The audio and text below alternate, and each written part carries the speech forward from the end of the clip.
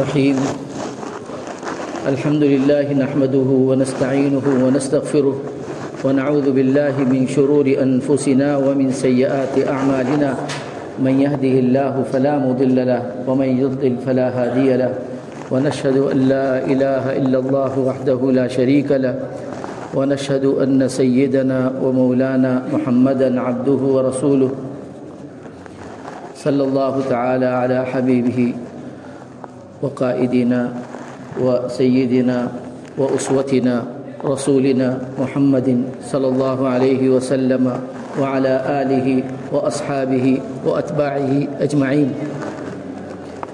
أما بعد فقد قال رسول الله صلى الله عليه وسلم كل أمتي منهم 70,000 يدخلون الجنة بغير حساب صورتهم على وجه القمر أو كما قال عليه الصلاة والسلام. وفي رواية يدخل الجنة من أمتي 70,000 بغير حساب صورتهم على وجه القمر أو كما قال عليه الصلاة والسلام. معزز سامعین، محترم بزرگوں، دوستو، نبی کریم صلی اللہ علیہ وسلم نے حج کے موسم میں آپ نے ایک ہی حج کیا، حجۃ الوداع جسے کہتے ہیں. حج کے موسم میں آپ صلی اللہ علیہ وسلم نے فرمایا کہ میں نے اس موسم میں مختلف انبیاء کی امتوں کو دیکھا.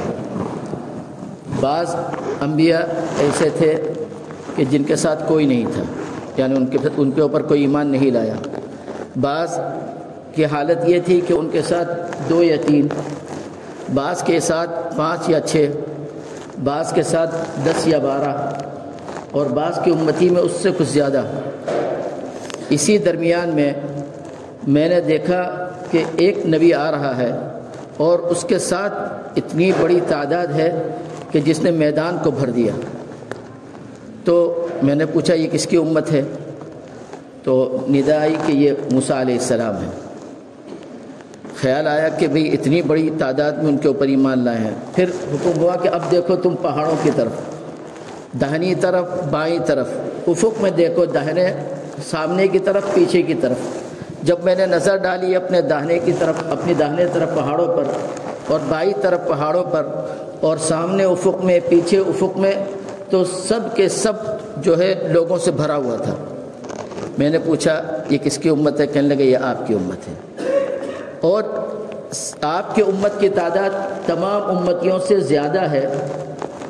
ان میں 70,000 وہ ہیں کہ جو بغیر حساب و کتاب کے جنت میں داخل ہوں گے، جن کی شکلیں چاند کی طرح چمک رہی ہوں گی.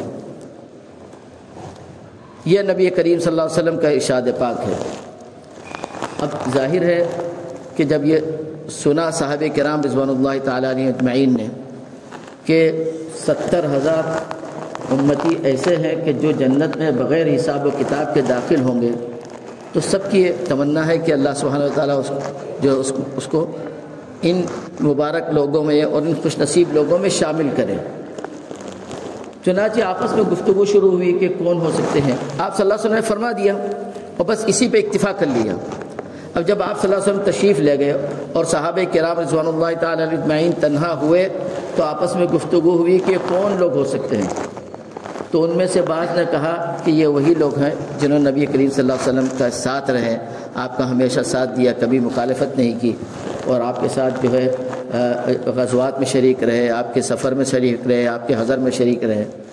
بعض لوگوں نے کہا نہیں، ایسا نہیں، یہ وہ لوگ ہیں کہ جو اسلام میں جن کی پیدائش ہوئی اور کفر کا کوئی زمانہ نہیں پایا. وہ تو کفر کا زمانہ قریب تھا نا، ان میں سے بڑی تعداد وہ تھی کہ جو مشرک تھے اور پھر مسلمان ہو گئے تھے. کہنے لگے تو وہ خوش نصیب ہیں کہ جنہوں نے کبھی شرک نہیں کیا اور صرف اسلام میں ان کی پیدائش ہوئی اور اسلام ہی پوری زندگی ان کی اسلام میں کٹی.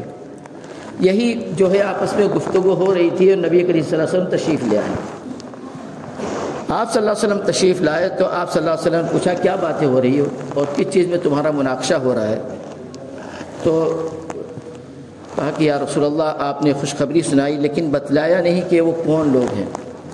تو آپ صلی اللہ علیہ وسلم نے فرمایا کہ وہ لوگ ہیں کہ جن میں 4 صفتیں جمع ہیں. الذین لا یرقون ولا یسترقون ولا یتطیرون وعلی ربہم یتوکلون. یہ 4 صفتیں جن میں بھی ہوگی اللہ سبحانہ و تعالی ان لوگوں کو جن میں یہ 4 صفتیں پائی جاتی ہیں ان کو اللہ سبحانہ و تعالی ان خوش نصیبوں میں شامل کریں گے. اور وہ خوش نصیب بھی کیسے کہ جو جنت میں بغیر حساب و کتاب کے داخل ہوں گے. اور ایک روایت میں ہے کہ اس طرح جنت میں داخل ہوں گے کہ ان میں سے ہر شخص دوسرے کا ہاتھ پکڑا ہوا ہوگا. یعنی ایک ساتھ داخل ہوں گے، یہ نہیں کہ کچھ پہلے اور کچھ بعد میں، سب کا دخول ایک ساتھ ہوگا. اس سے اندازہ لگائیے کہ جنت کے دروازے کتنے کشادہ ہوں گے کہ 70,000 تو ایک ساتھ وہ لوگ داخل ہوں گے کہ جن کا کوئی حساب و کتاب نہیں. اس سے اندازہ لگائیے کتنی کشادہ جنت ہوگی اور اس کے ایک دروازے کی کشادگی اور اس کی چوڑائی کتنی بڑی ہوگی. بہرحال وہ 4 صفتیں کون ہیں، اور ہر شخص کی تمنا بھی رہتی کہ اللہ سبحانہ و تعالیٰ اس کو ان خوش نصیبوں میں شامل فرمائے. تو ان 4 کا تعلق جو ہے ایمان کی قوت اور ایمان کے رسوخ سے ہے.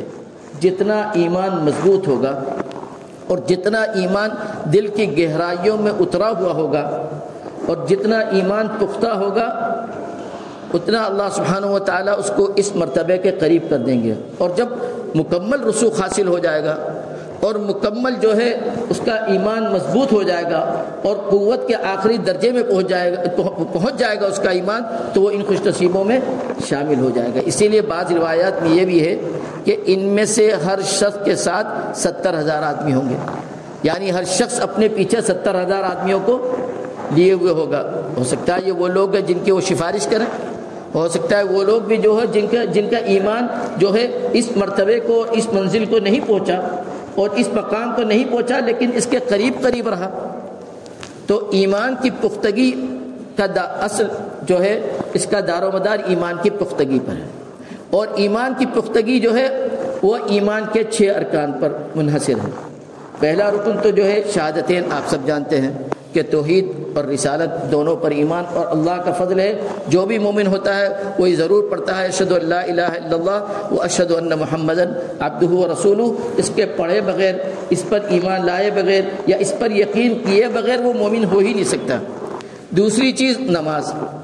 اور امت کے الحمدللہ باشعور جو ہے، اور یا یوں سمجھ لیے دین کا شعور جن لوگوں میں ہے سب نماز کے پابند ہیں.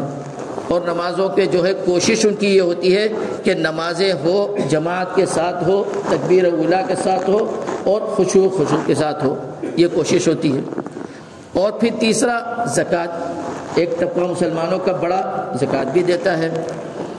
روزے تو ماشاءاللہ ایک بڑا طبقہ مسلمانوں کا رکھتا ہے، حتیٰ کہ وہ لوگ بھی کہ جو غالباً سال بھر میں نمازیں کم پڑھتے ہوں لیکن روزہ ضرور رکھتے ہیں. اور حج تو ہر ایک کی تمنا رہتی ہے اور جس کو بھی اس کی استطاعت ہے وہ ضرور جاتا ہے حج کے لیے. پھر آخری جو ہے، آخری رکن وہ جو ہے قضاء اور قدر پر ایمان، تقدیر پر ایمان. یہاں جو ہے لوگوں کے قدم پھسلتے ہیں. تقدیر پر ایمان بہت ضروری ہے. تقدیر پر ایمان کسے کہتے ہیں؟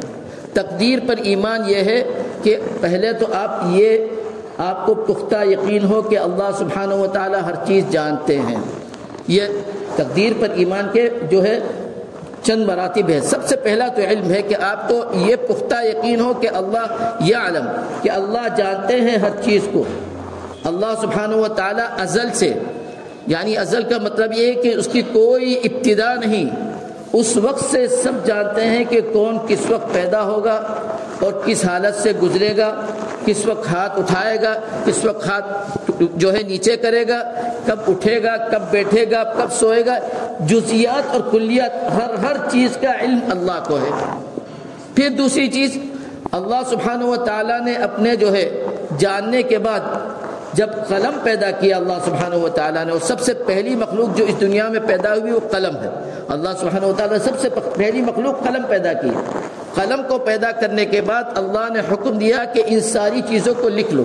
جو کچھ اللہ کے علم میں مخلوق کے ساتھ وابستہ تھی، مخلوق کے ساتھ جتنی چیزیں وابستہ تھی، اللہ سبحانہ و تعالیٰ نے حکم دیا قلم کو کہ یہ ساری چیزیں لکھ دو۔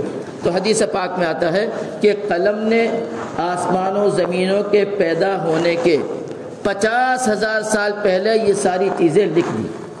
گویا جو کچھ آپ کے ساتھ ہو رہا ہے، خواہ وہ آپ کی نظر میں خیر ہو یا آپ کی نظر میں شر ہو، آپ کو بھلا لگے برا لگے، آپ کو اس سے خوشی ہو یا آپ کو اس سے تکلیف ہو، سب اللہ کی کیا تقدیر ہے، کسی کے کرنے سے نہیں۔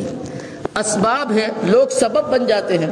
جیسے کسی نے آپ کو آ کر ٹھوکر لگا دی جو ہے گاڑی سے، اب آپ جو ہے گر پڑے، بیمار ہو گئے، ٹھوکر ضرور اس نے لگائی لیکن جو ہے وہ سبب ہے، یہ آپ کی تقدیر میں آپ کی پیدائش سے پہلے لکھا ہوا ہے۔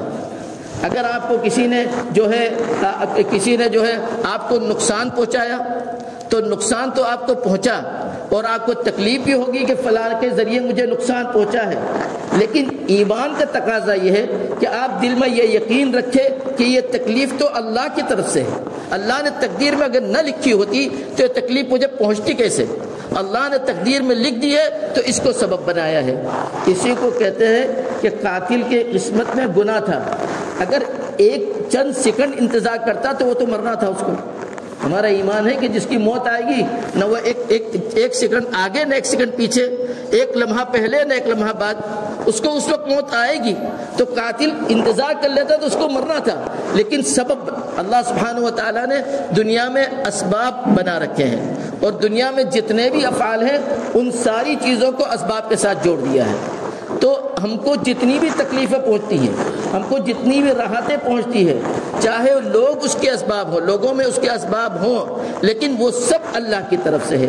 اس پر ایمان ضروری ہے، اس پر ایمان ضروری ہے، اور یہی لوگوں کا قدم پھسلتا ہے۔ اب سنیے نبی کریم صلی اللہ علیہ وسلم نے جو ہے کیا بتائی، 4 صفتیں۔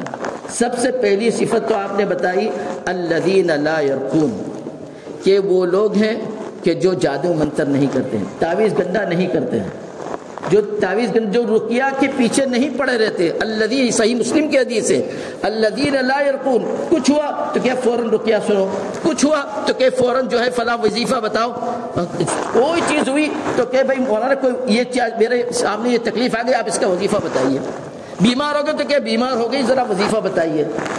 نبی کریم صلی اللہ علیہ وسلم فرمایا کہ نہیں، یہ ایمان کی جو ہے یہ ایمان کا مقام نہیں ہے، یہ ایمان کے تقاضوں میں نہیں ہے، ایمان کی قوت کے ساتھ یہ میچ نہیں کھاتا۔ ایمان کی قوت تو یہ ہے کہ آپ یہ سمجھیں کہ جب آپ کو یہ تکلیف پہنچی ہے کہ تکلیف مجھے اللہ کی تقدیر سے آئی ہے، اللہ نے لکھی ہے، تو پھر اللہ کی طرف رجوع کرو نا۔ وظیفہ تو جو ہے آپ اللہ سے مانگنے کے لیے کرتے ہو تو ڈائریکٹ اللہ ہی سے مانگ لے نا، وہ ڈائریکٹ اللہ سے مانگ لے، تو اللہ سے ڈائریکٹ مانگ لے کہ یا اللہ جو ہے ہم تیرے اسماء حسنہ اور صفات علیٰ کا واسطہ دے کر جو ہے آپ سے چاہتے ہیں کہ ہماری اس تکلیف کو دور فرمائے، یا آپ کی ہماری راحتوں پر ہمیں شکر نصیب فرمائے۔ تو آپ نے فرمایا پہلی صفت وہ ہے کہ جو تعویذ گنڈا نہیں کرتے، جو چار پھونک نہیں کرتے ہیں، جو ہے وظیفے تقسیم نہیں کرتے ہیں، پہلی صفت تو یہ۔ اس کا مطلب یہ نہیں ہے، آپ اس کا مطلب یہ مت سمجھیے کہ جو تعویذ گنڈا کرنا حرام ہے، جھاڑ پھونک کرنا، وہ جھاڑ پھونک جو اسلامی طریقے سے ہے، وہ نہیں کہ جو جادو منتر کے طریقے سے ہے اور جو غیر شرکی طریقے سے ہے، یا پھر جو ہے وظیفہ کسی کو بتانا یہ حرام ہے، ایسا نہیں، جائز ہے۔ سمجھ اس پر جو ہے اجر لینا، اگر کوئی جو ہے آپ کو وظیفہ بتایا یا آپ کے اوپر جو ہے جھاڑ پھونک کی یا آپ کو جو ہے وظیفہ پڑھ کے آپ کے اوپر پھونکا اور اس کے پیسے لے رہا ہے، تو ہمارے علماء نے لکھا ہے وہ بھی جائز ہے، وہ بھی جائز ہے۔ اس کی دلیل یہ ہے کہ ایک صحابی جو ہے رضی اللہ تعالی عنہ، وہ اور ان کے ساتھی کسی گاؤں کے پاس سے گزرے اور وہاں ان کو بھوک لگی، تو جو ہے انہوں نے گاؤں والوں سے ضیافت مانگی کہ بھئی بھوک لگی ہے۔ اس زمانے میں تو ہوٹلیں تھی نہیں، لیکن کسی نے، چونکہ کفار کا گاؤں تھا، کسی نے ان کی خاطرداری نہیں کی، کسی نے ضیافت نہیں کی۔ حضرت ابو سعید خدری رضی اللہ عنہ کا واقعہ ہے۔ تو گاؤں کے باہر انہوں نے جو ہے اپنا ڈیرا لگایا اور وہیں رات گزاری۔ اللہ کا کرنا ایسا ہوا کہ گاؤں کا سردار جو تھا اس کو جو ہے ایک جو ہے زہر آلود بچھو نے کاٹ لیا۔ اب ان لوگوں نے بہت کوشش کی، جتنا ان کو جھاڑ پھونک آتا تھا وہ سب پڑھا، سب کچھ کیا، اور سب کچھ کرنے کے بعد جب ان کو جو ہے اس کا شفا اس کو نہیں ملا اور وہ تڑپتا رہا ان کا سردار، تو لوگوں نے کہا کہ بھئی ان لوگوں سے پوچھو شاید ان کے پاس کچھ ہو۔ تو جب ان کے پاس آئے تو ان لوگوں نے کہا کہ بھئی ہم اس کا حل کریں گے اور اس کا جو علاج کریں گے، لیکن اس کے لیے ضروری ہے کہ تم ہم کو کچھ دو، ورنہ اس کے بغیر نہیں کریں گے۔ تو جو ہے ان لوگوں نے کہا ٹھیک ہے، اگر شفا یاب ہو گیا یہ اور تمہارے جو ہے رقیہ سے اور تمہارے پھونکنے سے اس کو شفا مل گئی تو ہم بکریوں کا ایک ریوڑ تم کو دیں گے۔ چنانچہ جو ہے حضرت ابو سعید خدری رضی اللہ عنہ اس پر جو ہے سورہ فاتحہ پڑھنی شروع کی، اتنی پڑھی سورہ فاتحہ کہ زہر نکل گیا۔ یہ ہوتی ہے جو ہے یہ ہوتا ہے جو ہے قرآن سے علاج۔ ہم لوگ کس کوئی بیمار ہوا اس کے اوپر سورہ فاتحہ پڑھ لی 1 مرتبہ 2 مرتبہ 3 مرتبہ اور سمجھتے ہیں کہ انشاءاللہ شفا ہو گئی، اور پھر اس کو شفا ہی نہیں ہوتی۔ پھر ہمارا ایمان جو ہے کمزور ہوتا جاتا ہے کہ پھر ہم کہتے ہیں کہ نہیں پیناڈول لاؤ یا پھر کوئی ڈاکٹر کے پاس لے جاؤ۔ ڈاکٹر کے پاس لے جانا بھی جائز ہے، وہ بھی سنت ہے، لیکن قرآن پر یقین ہو، قرآن سے علاج کرو، وہ بھی ضروری ہے۔ مجھے ایک جو ہے پٹھان ملے تھے، کہنے لگے کہ بھائی ہمارے یہاں جو ہے ہمارے امام صاحب بڑے مضبوط ایمان والے ہیں، کہنے لگے ہمارے محلے میں جو ہے کسی کو بھی کوئی علاج ہوتا ہے اتنی پڑھ کے ان کے پاس بیٹھ کے اتنی سورہ فاتحہ پڑھتی ہے، بلکہ میرے سامنے کا واقعہ وہ کہنے لگے کہ سانپ کاٹ گیا، اور وہ لوگ کہہ رہے تھے زہریلا سانپ میں مرے گا یہ اگر زہر نہیں نکلا، لیکن وہ امام صاحب نے بیٹھ کر اتنی مرتبہ سورہ فاتحہ پڑھی، اتنی مرتبہ سورہ فاتحہ پڑھی کہ پورا زہر نکل گیا۔ تو یہ ہوتی ہے جو ہے یہ ہوتا ہے، اس طرح جو ہے مداومت سے آپ کریے تو خیر۔ حضرت ابو سعید خدری رضی اللہ عنہ تقریباً 200 مرتبہ سے زائد مرتبہ اس پر سورہ فاتحہ پڑھی، وہ زہر اس کا نکل گیا بچھو کا، اور وہ بکری کا ریوڑ لے کر مدینہ منورہ لوٹے۔ لیکن خیال یہ ہوا کہ پتہ نہیں یہ جائز بھی ہمارے لیے کہ نہیں جائز ہے، یہ جائز بھی ہے یا نہیں جائز ہے، تو ہم اس کو استعمال نہیں کرتے، پہلے نبی کریم صلی اللہ علیہ وسلم سے پوچھ لیں۔ تو بہرحال وہ نبی کریم صلی اللہ علیہ وسلم کے پاس پوچھنے کے اور آپ کو بتایا پورا واقعہ، تو آپ نے فرمایا کہ اس کو استعمال کرو، کما قال علیہ الصلوۃ والسلام، یہ تمہارے لیے جائز ہے۔ تو میں یہ نہیں کہتا کہ یہ جائز نہیں، جائز بھی، اور اس پر آدمی جو ہے قیمت بھی لے سکتا ہے، اس کا اجر بھی لے سکتا ہے، لیکن ایمان کا آخری مقام نہیں، ایمان کی جو ہے یہ قوت نہیں ہے۔ ایمان کی قوت تو یہی ہے کہ اس میں نہ لگے، ایمان کی قوت وہ ہے کہ اس میں نہ لگے۔ اس لیے آپ صلی اللہ علیہ وسلم نے پہلے یہ نہیں کہا کہ جو تعویذ گنڈا طلب کرتے نہیں، جو تعویذ گنڈا کرتے ہیں اور جو جھاڑ پھونک کرتے ہیں، جو وظیفے تقسیم کرتے ہیں جو ہے وہ ان میں شامل نہیں ہے، وہ ان میں شامل نہیں ہے۔ اگر ان میں شامل ہونا ہے تو الذین لا یرقون، کہ وہ لوگ ہیں کہ جو نہ وظیفے تقسیم کرتے ہیں، نہ جھاڑ پھونک کرتے ہیں، نہ جادو منتر کرتے ہیں، نہ تعویذ گنڈے کرتے ہیں۔ پہلی صفت تو یہ ہوگی۔ دوسری صفت والذین لا یسترقون، اور وہ لوگ کہ جو کسی سے جھاڑ پھونک طلب بھی نہیں کرتے، نہ خود کرتے ہیں نہ کسی سے مانگتے ہیں، اگر خود تقسیم کرتے ہیں وہ بھی ان میں شامل نہیں ہیں۔ اور جو لوگوں سے جو لوگوں سے مانگتے ہیں کہ بھئی کسی عالم کے پاس گئے اور کہنے لگے کہ بھئی تعویذ دے دیجئے، یا جو ہے آپ مجھ پر پڑھ کے جو ہے پڑھ کے دم کر دیجئے، یا پڑھ کے دم کرنا ہی کوئی حرج نہیں ہے، لیکن جو ہے اس کا بھی ایک دائرہ ہے، محدود دائرہ ہے، اور اس کی بھی جو ہے محدود صفتیں ہیں۔ اس کی عادت نہیں بنانی چاہیے، اس کی عادت نہیں بنانی چاہیے۔ اور خاص طور پر حدیث پاک میں جو رقیہ کا طریقہ آیا ہے اس سے ہٹ کر رقیہ کرنا وہ اس میں شامل ہے، اس سے ہٹ کر طلب کرنا یہ اس میں شامل ہے۔ تو آپ نے فرمایا جو نہ وظیفہ تقسیم کرتے ہیں اور نہ وظیفہ طلب کرتے ہیں، نہ جو تعویذ گنڈے کرتے ہیں اور نہ جو تعویذ گنڈے کرواتے ہیں، سمجھ رہے، اور نہ جو خود جھاڑ پھونک کرتے ہیں اور نہ کسی سے جھاڑ پھونک کرنا طلب کرتے ہیں۔ تو یہ 2 صفتیں ہو گئی۔ اس میں آپ یہ ضرور سمجھیے کہ جب رقیہ سے آپ صلی اللہ علیہ وسلم نے منع کیا کہ رقیہ نہ کرو نہ کرواؤ، نہ کسی سے کرواؤ اور نہ خود کرو، اور رقیہ تو خود حدیث پاک میں ثابت ہے۔ آپ صلی اللہ علیہ وسلم جو ہے کانیت الحسن والحسین، آپ جو ہے آپ رقیہ کرتے تھے حضرت حسن حسین رضی اللہ عنہما کا۔ تو فرق یہ ہے کہ جو رقیہ احادیث پاک میں ثابت ہے، جو رقیہ یعنی جو اعمال اور یا جو دعائیں جو ہے حفاظت کی احادیث پاک میں وارد ہیں، اس پر عمل کرنا تو سنت ہے اور وہ اللہ سے قریب کرتے ہیں۔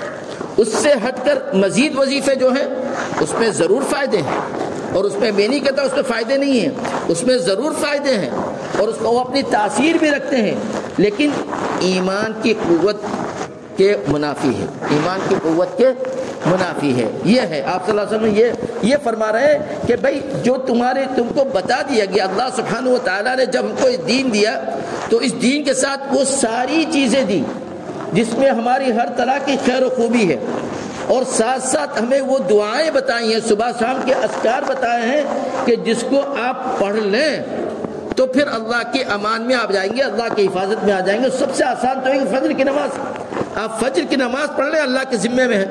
جب آپ کو یقین ہے کہ اللہ کے ذمے میں ہے تو جو کچھ ہو رہا ہے وہ آپ کے لیے خیر ہو رہا ہے، جو کچھ ہو رہا ہے آپ کے لیے خیر ہو رہا ہے، کیونکہ آپ اللہ کے ذمے میں، کوئی آپ پر ہاتھ اٹھا نہیں سکتا۔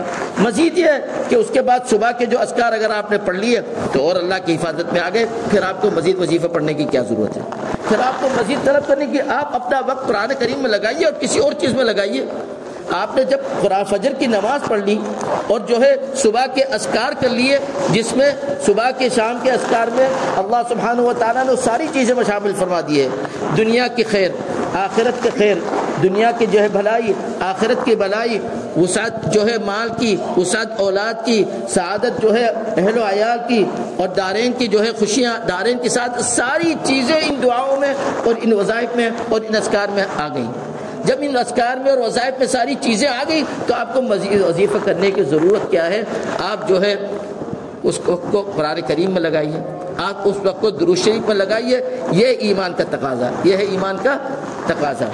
اور اگر اس کے علاوہ آپ وظیفے کرتے، میں نہیں کہتا جائز نہیں ہے، جائز ہے، لیکن وہی میں نے کہا کہ جو ایمان کے اعلیٰ مراتب ہے اس کے منافی ہے، اعلیٰ ایمان کے اعلیٰ مراتب ہیں اس کے منافی ہے۔ تو دو چیزیں ہو گئی، ایک تو نہ خود تقیہ کرتے ہیں، نہ خود تعویذ گنڈے کرتے ہیں، اور نہ کسی اور سے کرواتے ہیں یا نہ کسی اور سے طلب کرتے ہیں۔ تیسری چیز والذین لا یتطیرون، اور وہ لوگ کہ جو بدفعلی نہیں کرتے ہیں، بدشگونی نہیں کرتے ہیں۔ آج کل یہ بھی ہمارے یہاں بہت جو ہے رائج ہے، اللہ کا شکر ہے ہمارے معاشرے میں کم ہے، ہماری سوسائٹی میں، لیکن بہت سی سوسائٹیوں میں یہ شامل ہے، اور بہت سی سوسائٹیوں میں یہ رائج ہے کہ وہ بدشگونی بہت کرتے ہیں۔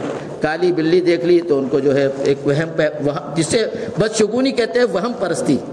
وہم پرستی، آپ نے کسی کوئی نمبر آ گیا تو کہنے لگے نہیں یہ تو صحیح نہیں ہے، چلو یہ کام نہیں کرتے ہیں۔ اگر کوئی مہینہ آ گیا تو کہتے ہیں کہ نہیں اس مہینے میں کام مت کرو، جو ہے یہ کام صحیح نہیں ہوگا۔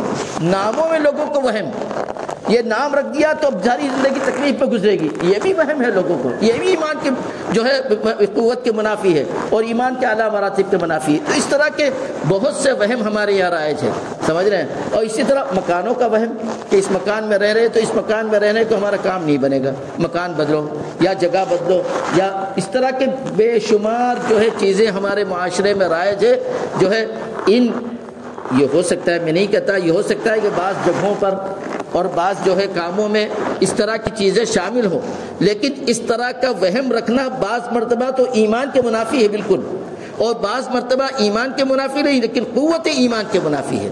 اگر آپ کو ان زمرے میں شامل ہونا ہے تو آپ کو بدفعلی بھی نہیں کرنی ہے، بدشگونی بھی نہیں کرنی ہے۔ اور پھر آخری چیز آپ صلی اللہ علیہ وسلم نے آخری خلاصہ بیان کر دیا، وَعَلَىٰ رَبِّهِمْ يَتَوَكَّلُونَ، یہ وہ لوگ ہیں کہ جو مکمل توکل کرتے ہیں اپنے رب پر، یہ وہ لوگ ہیں جو مکمل توکل کرتے ہیں اپنے رب پر۔ تو اگر مکمل توکل ہے رب پر تو جب آدمی کو، جیسے میں نے بتایا، تقدیر جب اللہ نے لکھ دی ہے اور ہماری پیدائش سے نہ جانے کتنے ہزار سال پہلے لکھ دی ہے، تو ہمارا یقین جب پختہ ہے کہ جو کچھ زندگی میں ہماری پیدائش سے لے کر موت تک جو کچھ بھی ہو رہا ہے وہ اس کی مرضی کے بغیر نہیں ہو رہا، اسی کے مرضی کے مطابق ہو رہا ہے۔